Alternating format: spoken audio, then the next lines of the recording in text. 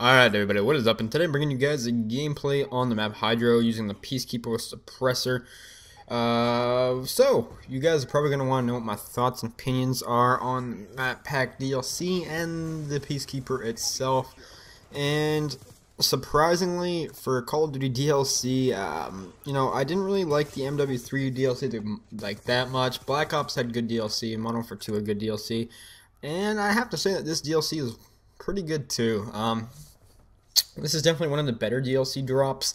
I like all the maps. There's not a single map that I dislike out of this DLC drop. As well as, I really enjoy the Peacekeeper. I think that it's an interesting gun just because I feel like connection really does put like a big impact on it. But it definitely is one of the better guns in my personal opinion for at least for my personal, I guess you could say, use.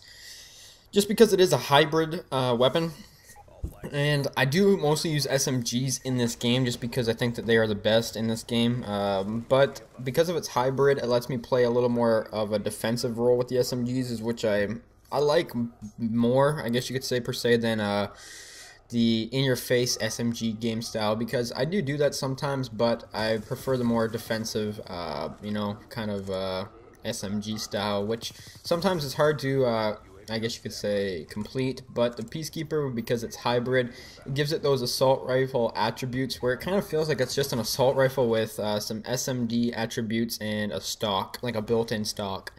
So overall, I would have to say it's a good gun, definitely not the best gun, definitely not overpowered, and I really liked the weapon DLC. I really do hope they bring out more weapon DLCs. I do not have a problem with that whatsoever. And I'm just really glad to see that you know, they actually implemented a weapon DLC. I never thought it was going to happen in Call of Duty, but they did, and definitely a really good thing, at least by my standards. Yeah.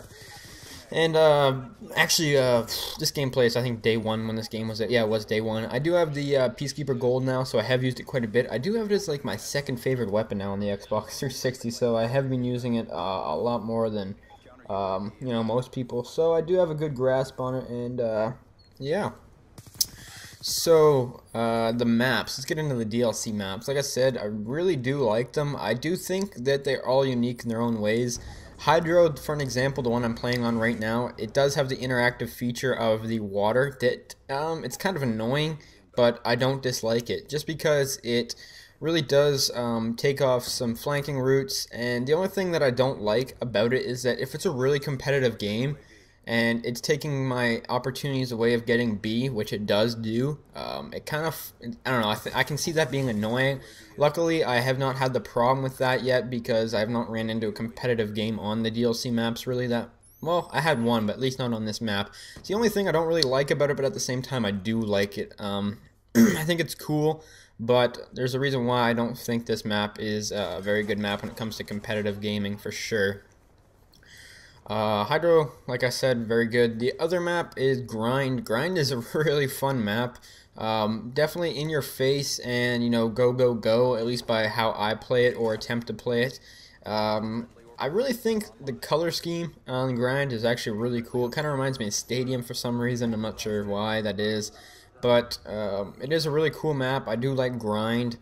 And the only thing that I think is kind of silly about it is that half the head glitches aren't really head glitches on the map. Like, there's different skateboard jumps everywhere and all these different things that head glitch, but they're not even that good of head glitches, which I kind of wish Treyarch would bring back, like, the way head glitching was, just because some people called it cheap, but it's definitely part of the game, and you should never take that out, because it kind of takes it away, and it doesn't really feel like Call of Duty in a way. That's just my personal opinion.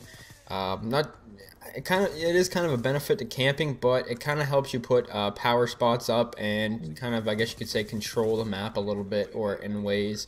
So that's why I like head glitches, and I kind of wish they'd bring them more back. But I do like what they did with Grind for sure. The other map, I can never remember the name for it. It's the sand one where it's like in China or whatever. That map is good. It's got like the triangle effect for Call of Duty, where it's like the domination plays in a triangle effect itself, where you're not playing it from, you know, a straight line of the dom flags. It is legitimately like a triangle formation of the domination playlist itself. It is a good map, but the spawns aren't very great on it, and I don't know, just it's my least favorite out of all of them, but I don't think it's a bad map either. So even a map that, like I said, is my least favorite, I still like the map itself. I like it a lot better than some of the maps that are in the game right now. So yeah, you know, who knows, that could change, but as of right now, that is my least favorite one. And then the last map is Downhill, the snow map, which I really do enjoy. I love how I don't know, for me it kind of feels like a mix between like a really big summit and like Discovery kind of. And I really like Discovery. I kind of like, it feels like an old Treyarch map, like a original Black Ops 1 Treyarch map. Like the people who made all the maps in that game made the same maps in this game, but they're in 2025. That's what I really like about that map. You know, I can play defensive on it, I can play how I want, and there's even like the in-your-face submachine gun play that, you know, goes in that map. It has like, it's pretty much suited for everyone, is what I'm trying to say. You can have the SMG playstyle on that map, you can have the defensive sniper, you know, the, I guess you could say flanking assault rifle guy. You can have everything works on that map, which is why I really like it. Plus, it's great for domination. I really like the domination on that map. And it just overall feels like an original Black Ops 1 map, is which I really like, just because I love those maps so much. They're my favorite maps out of any Call of Duty. And I just like the way that Treyarch used to put maps together, at least in the original Black Ops, and it felt like that. So it kind of recaptured what I used to love about the original Black Ops, and they put it in this game. So that's why I'm not sure which one is my favorite map. I'm not sure if it's, I think it's going to be Downhill, I would assume so. But if any of you guys are controversial or like skeptical, I guess you could say, of buying the DLC, if you know you're thinking about it, but it's like, the DLC hasn't been that great in the past, I don't know if I want to waste my money on it, I would personally just buy the DLC. I'm not saying you have to get the Seasons Pass, because you obviously don't have to, but if the very first DLC drop was this good, I would almost say that if you don't have a Season Pass, get it.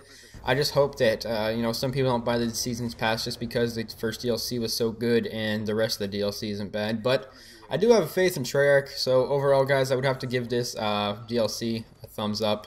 Anyways, let me know what you guys thought about it. Thanks. Peace.